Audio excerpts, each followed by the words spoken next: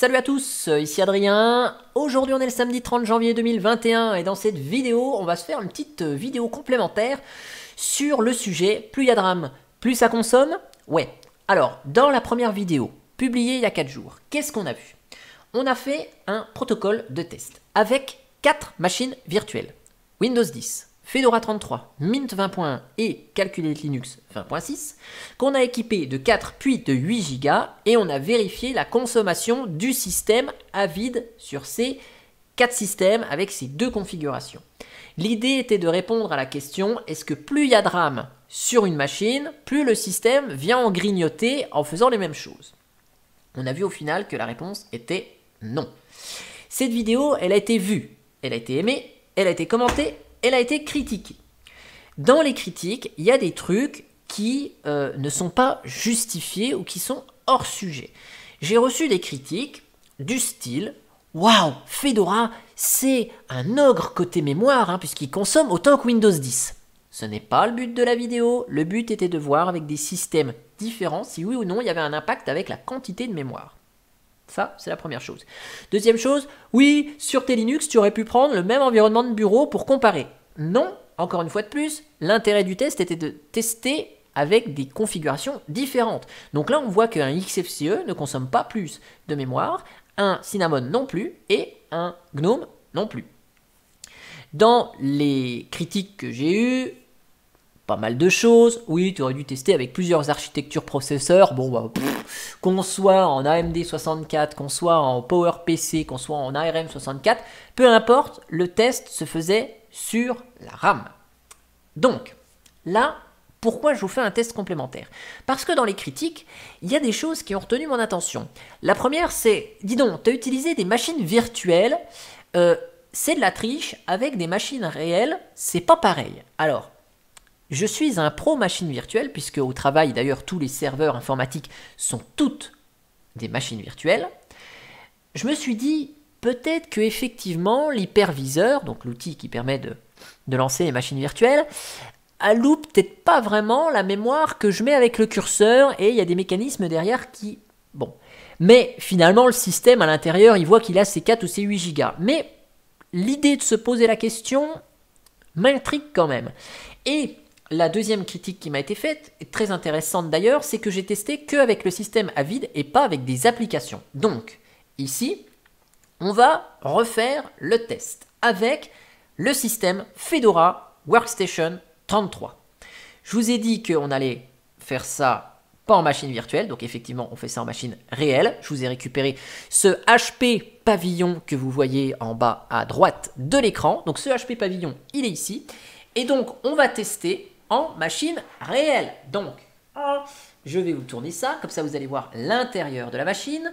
Il y a 2 emplacements mémoire, donc on va faire ça. Et vous voyez que je fais ça avec 2, 4 et 6 Go de RAM, parce que à ma disposition, je n'ai que 2 barrettes de DDR3 ici, une de 2 Go ici, je suis loin de la caméra, 2 Go, et une de 4 Go. Donc ce qui va être très marrant, c'est que vous allez me voir changer les barrettes en même temps dans cette vidéo.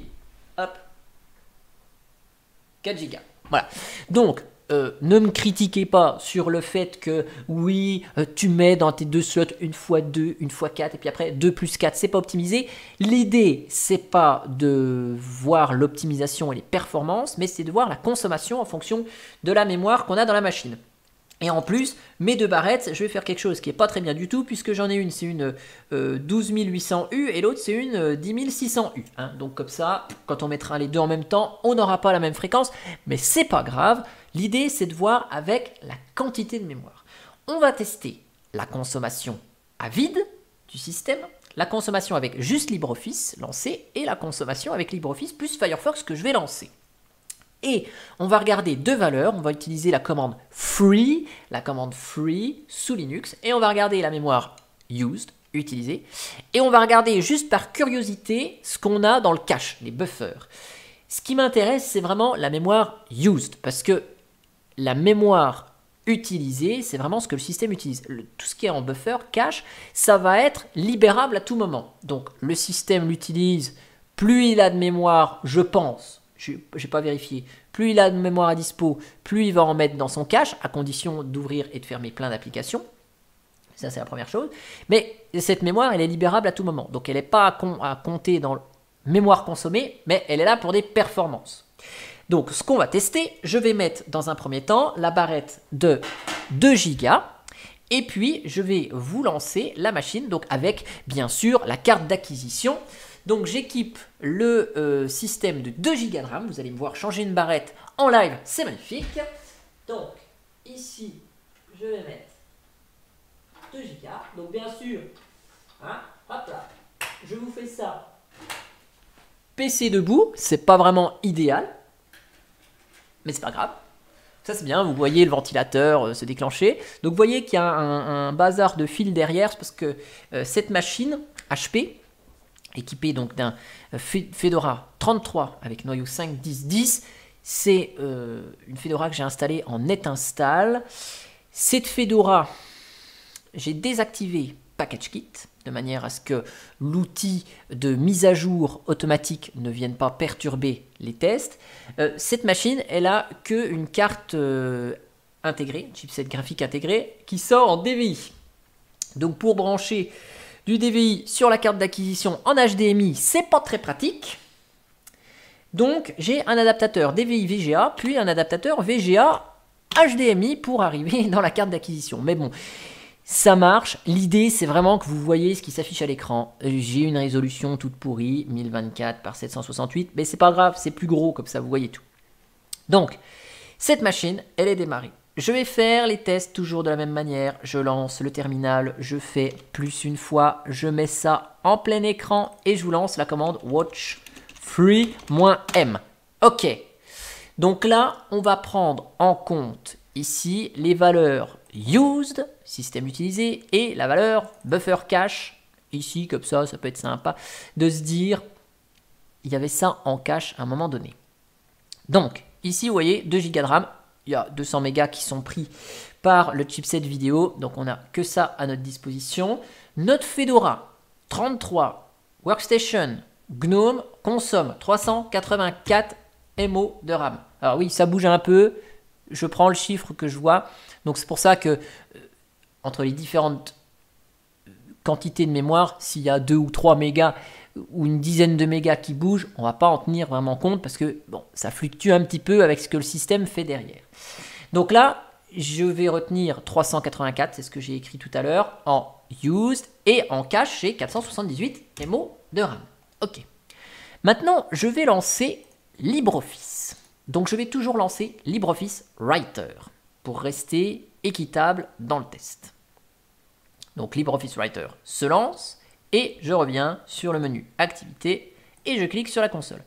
Et donc là on voit quoi? Que avec LibreOffice Writer ça consomme 483 MO de RAM et dans le cache j'en ai 710. Donc vous voyez, il y a un peu plus de cache. Ok. 483, 710, on est pas mal. Et je vais lancer Firefox ici. Comme ça, on va tester avec des applications lancées. Donc LibreOffice plus Firefox. Firefox qui est lancé et qui a un petit bug d'affichage.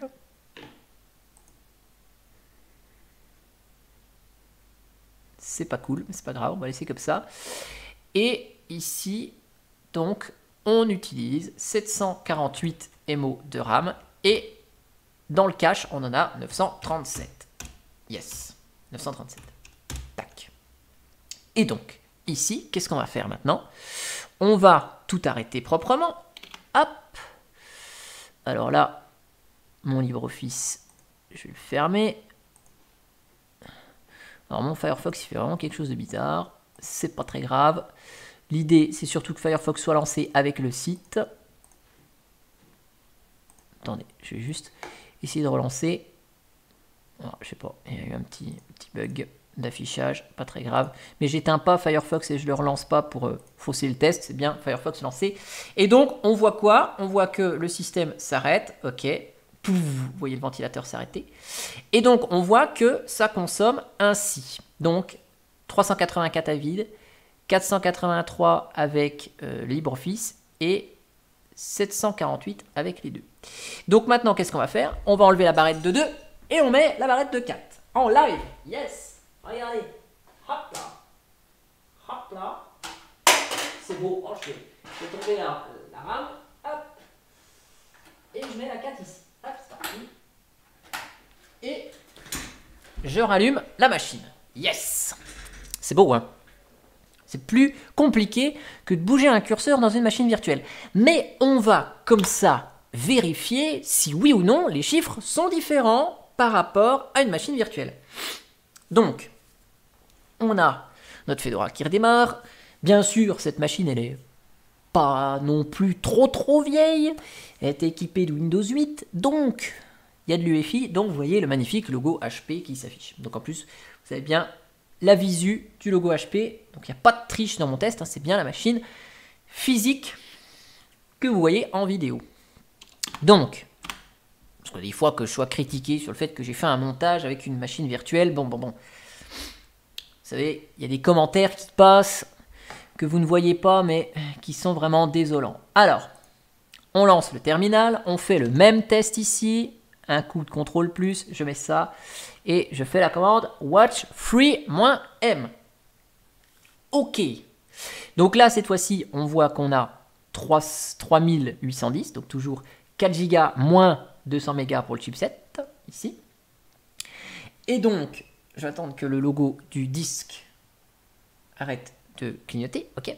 Et donc là, on va voir ensemble combien notre système consomme. Donc, d'un point de vue consommation à vide, avec 4 Go, on a ici 390 MO de RAM. Et en buffer, en cache, on en a 480.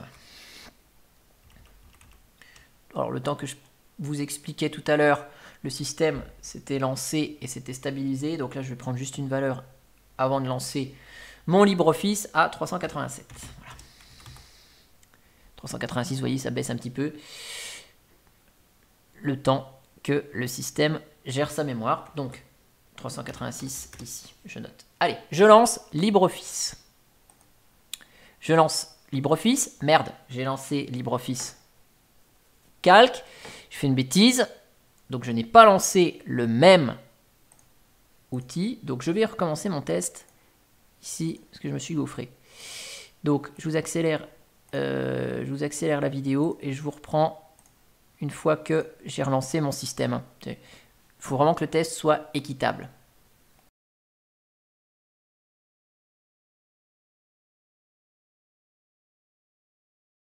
Voilà, donc nous voici ici avec notre système. Donc juste, je vais reprendre les nouveaux chiffres qui s'affichent à l'écran, qui sont à 384 et qui sont à 482 pour les buffers.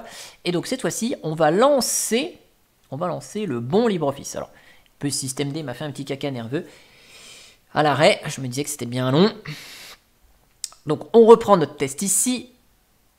LibreOffice Writer lancé. Et je reviens ici.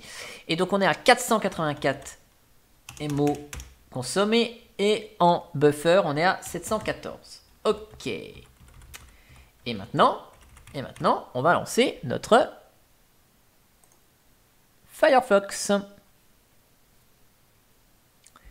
Et on va faire le même constat. Donc, cette fois-ci, le Firefox, il n'a pas d'erreur d'affichage. C'est pratique. Et donc, je reviens ici, et Firefox consomme combien?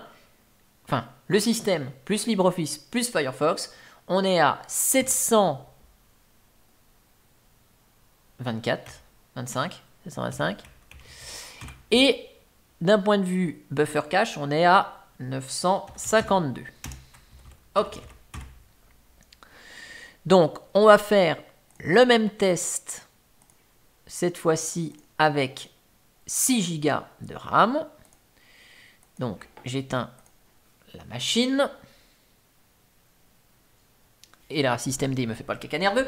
Je vais mettre une barrette supplémentaire.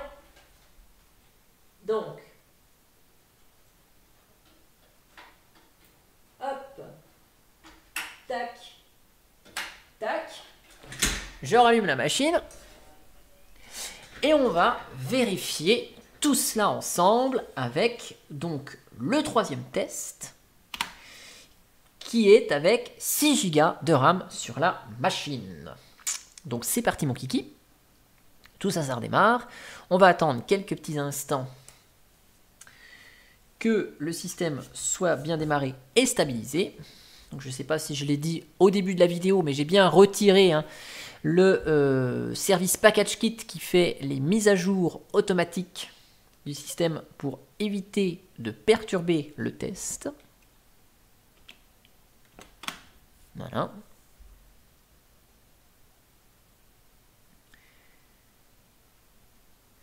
Donc là, on va cette fois-ci relancer le terminal avec la commande watch free-m. OK. Donc là, cette fois-ci, vous voyez 5820. Donc pareil, 6 Go moins les 200 mégas qui doivent être pris par le chipset.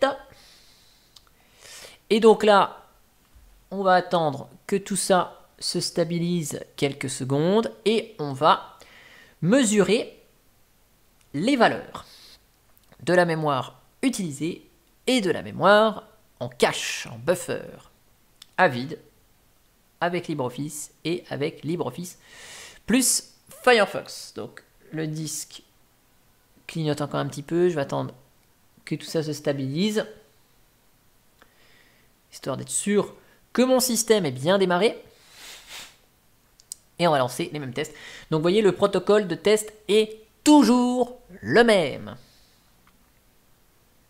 Dans les quatre tests, dans les 3 tests, consommation à vide, consommation LibreOffice, consommation Firefox, et avec les 3 quantités de mémoire, 2, 4, 6. Donc là, on est à 388 mégas de RAM.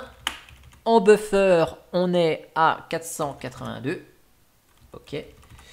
Je lance cette fois-ci LibreOffice Writer, je ne me trompe pas. Je reviens dès qu'il est lancé complet. OK. Sur la consommation. Donc, Fedora plus LibreOffice 489 et en buffer 714 for cache. Et je vais lancer Firefox.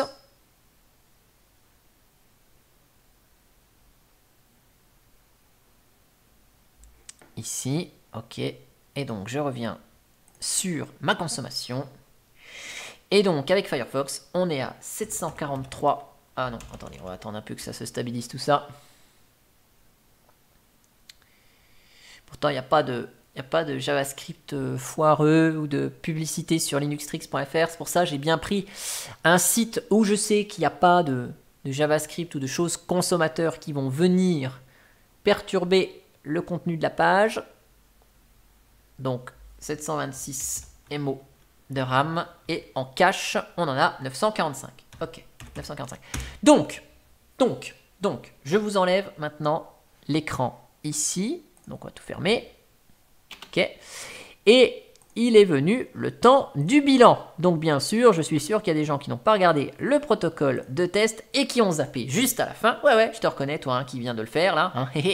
Donc ici, hop, la machine est arrêtée. Et donc voici le bilan avec les chiffres que l'on peut tirer. Donc le système Fedora, avec 2, 4 ou 6 Go, consomme globalement à vide, pareil. On est là, sur les 4 mégas, on ne peut pas, avec un seul test, dire que oui, ça consomme plus. On est à 4 mégas uniquement, et on a vu que bon, les valeurs, elles fluctuent un peu. Et vous voyez d'ailleurs ici, les 2 premières valeurs sont les mêmes, et là, ces 2 valeurs sont différentes. Vous voyez, c'est comme si même les 4 de différence se retrouvaient dans le buffer. Donc, à prendre avec des pincettes, mais vous voyez qu'avec une consommation à vide, on est pareil. Peu importe la quantité de mémoire. Avec LibreOffice 483, 484, 489, on est dans le même ordre de grandeur. Et vous voyez, avec le cache buffer, on est en même ordre de grandeur. Ça monte un petit peu, mais pas significativement pour indiquer que oui, ça consomme plus.